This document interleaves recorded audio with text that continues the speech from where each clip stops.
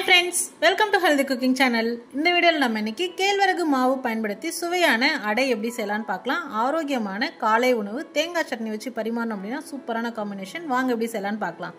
வாணல்ல 1 tablespoon அளவுக்கு எண்ணெய் விட்டுக்கோங்க. எண்ணெய் சூடானதுக்கு அப்புறமா 1/4 டீஸ்பூன் கடுகு, 1 டீஸ்பூன் சீரகம், 2 டேபிள்ஸ்பூன் தாளிக்கிற கடலைப்பருப்பு. கடலைப்பருப்புக்கு பதிலா நீங்க வேர்க்கடலை கூட சேர்த்துக்கலாம். கடலைப்பருப்பு எண்ணெயில செவக்க வறுத்ததுக்கு அப்புறமா 4 காய்ந்த மிளகாய் கிள்ளி சேர்த்துக்கோங்க. காய்ந்த மிளகாய் பதிலா பச்சை மிளகாய் கூட ஃப்ளேவர் பிடிச்சதுன்னா சேர்த்துக்கலாம்.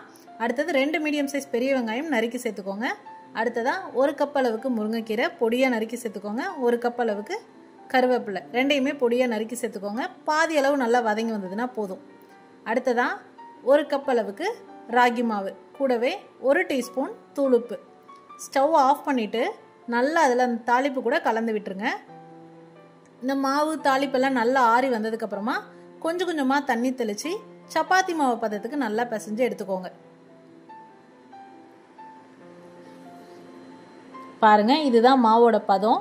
கடாயில கொஞ்சம் கூட ஒட்டாம கையிலையும் கொஞ்சம் கூட ஒட்டாம நல்லா உருண்டு வந்திருக்கு.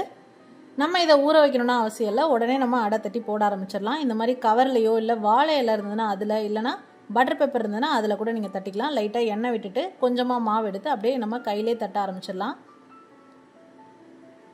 இப்போ அடை தட்டியாச்சு. அடுத்ததான் நம்ம தோசைக்கல்ல மிதமான தீயில சுட்டு எடுக்கணும்.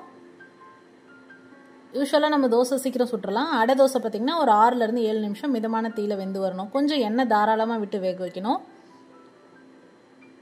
இப்போ பாருங்கள், 2 பக்கமே வெந்து அழகாக ரெடி ஆயிடுச்சு. சூப்பராக சுவையான கேழ்வரகு மாவு அடை எப்படி செய்யலான்னு இந்த வீடியோவில் நம்ம பார்த்தோம். இதுக்கு தேங்காய் சட்னி அட்டகாசமான காம்பினேஷன். தேங்காய் சட்னிக்கு பதிலாக கார சட்னி, தக்காளி சட்னி எதுனாலும் உங்கள் டேஸ்ட்டுக்கு ஏற்ற மாதிரி வச்சு பரிமாறலாம். ட்ரை பண்ணி பார்த்துட்டு உங்களுக்கு கமெண்ட் மறக்காமல் சொல்லுங்கள் ஃப்ரெண்ட்ஸ்.